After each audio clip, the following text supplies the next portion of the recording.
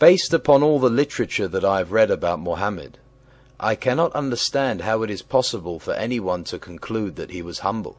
Can you explain? It is almost impossible for any thinking human being to come to any other conclusion based entirely on a small sample of the following verses from the Quran and Hadith that are self-evident in their meaning. An-Nisa 4.12. Those who obey Allah and His Messenger will be admitted to gardens, but those who disobey Allah and His Messenger and transgress will be admitted to a fire to abide therein. 4.65. They can have no faith until they make you, Muhammad, judge in all disputes. 4.80. He who obeys the Messenger obeys Allah. 4.114. He who disobeys the Apostle after guidance has been revealed will burn in hell. Al-Ahzab 33.36. No Muslim has any choice after Allah and His Apostle have decided a matter. 33.51. You, Muhammad, may have whomever you desire. There is no blame. 33.53. O ye who believe, enter not the Prophet's apartments until leave is given you for a meal. Linger not for a conversation. Lo, that would cause annoyance to the Prophet. Such behavior bothers him. He is ashamed to dismiss you, but Allah is not ashamed to tell you the truth. 33.56. Allah and His angels shower blessings on the Prophet. So believers, send your blessings on him and salute him with all respect.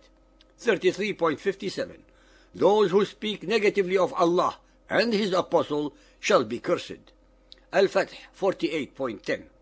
Verily, those who swear allegiance to you, Muhammad, indeed swear their allegiance to Allah.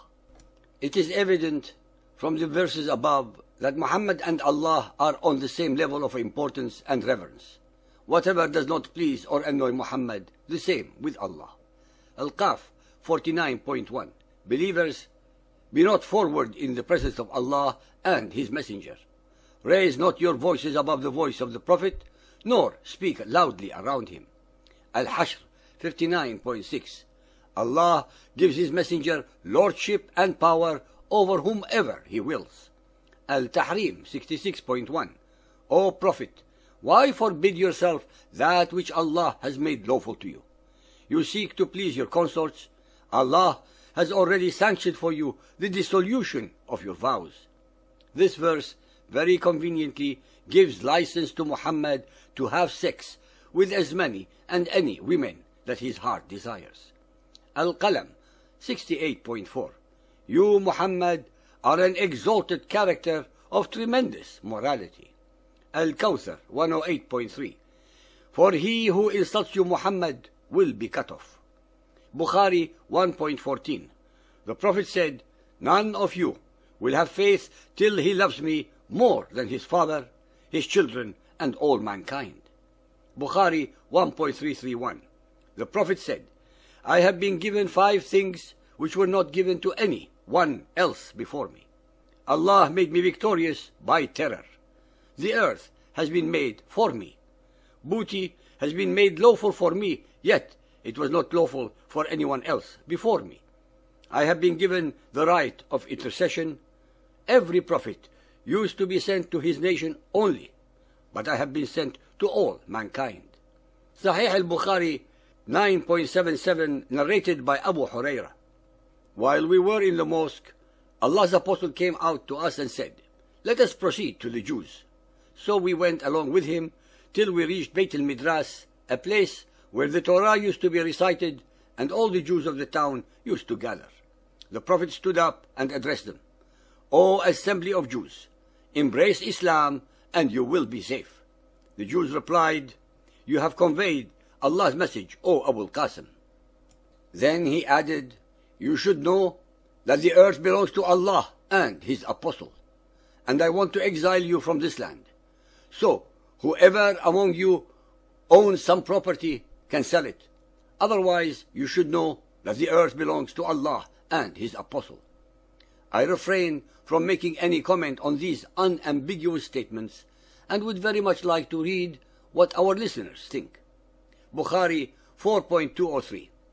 I heard Allah's Apostle saying, "He who obeys me, obeys Allah, and he who disobeys me, disobeys Allah."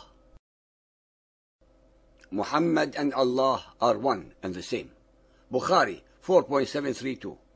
Allah's Apostle said, "I have been given 5 names. I am Muhammad and Ahmad, the praised one.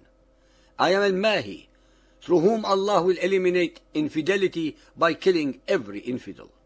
I am Al-Hashir, who will be the first to be resurrected, beating Jesus. And I am also Al-Aqib, because there will be no prophet after me." At-Tirmidhi Hadith 5761, narrated by Abu Sa'id. Allah's Messenger said, "I shall be preeminent among the descendants of Adam on the day of resurrection, and this is no boast. And in my hand will be the banner of praise, and this is no boast. There will be no prophet, Adam or any other, who will not be under my banner. I shall be the first from whom the earth will be cleft open, and this is no boast." These statements represents, after all, Muhammad at his most humble. Bukhari 6.504. Allah's Apostle said, "Every prophet was given miracles, because of which people believed. But what I have been given is divine inspiration, which Allah has revealed to me. So I hope that my followers will outnumber the followers of the other prophets." Muhammad was correct. His followers became numerous through terror and conquests. But as we all know, quantity does not represent quality. Bukhari 8.610. Allah's Apostle actually saw with his own eyes the vision of all the things which were shown to him on the night journey to the Temple of Solomon in Jerusalem. It was not a dream. Muhammad, the humble, the sincere, the noble, the praised, and the truthful, declared publicly to his followers, with his commendable veracity, that he had just recently visited the Temple of Solomon at Jerusalem, when in reality such a temple had ceased to exist 550 years earlier. Bukhari 9.384.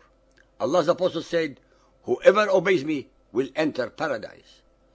Ibn Ishaq 53. Muhammad's authority among the Quraysh was like a religion which the people followed, and which could not be infringed.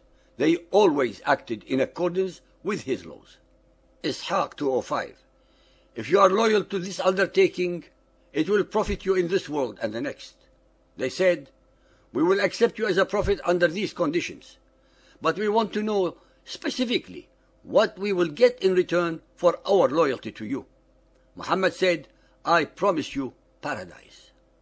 Muhammad usurped the power of Allah, if Allah were God, by promising his gullible, unlearned, illiterate, and superstitious pagan Arabs, who would believe in him as the messenger of Allah, that they would end up in paradise. Ishaq 231. Whenever you differ about a matter, it must be referred to Allah and Muhammad. Ishaq 391. O people, this is Allah's apostle among you. Allah has honored and exalted you by him. So help him and strengthen him. Listen to his commands and obey them. Tabari 4.134. Men of the Khazraj, do you know what you are pledging yourselves to in answering allegiance to this man Muhammad? Yes, they answered. In swearing allegiance to him, we are pledging ourselves to wage war against all mankind. Even 1400 years ago, some of the most unlearned, illiterate, and simple people among the pagan Arabs concluded that they were declaring total war against all human beings who do not believe as they do. They were more realistic and intelligent then than most of our political and theological leaders of today. Ishaq 471. We were steadfast, trusting in him. We have a prophet by whom we will conquer all men. Ishaq 580. Allah's religion is the religion of Muhammad. Ladies and gentlemen, believers and unbelievers, the above sample verses reflect the state of mind of one who is a pathological narcissist, especially as we have shown that every letter, verse, and chapter of the Quran are the product of Muhammad's own imagination, his alter ego, projected into the unsuspecting mouth of Allah to give them sanctity.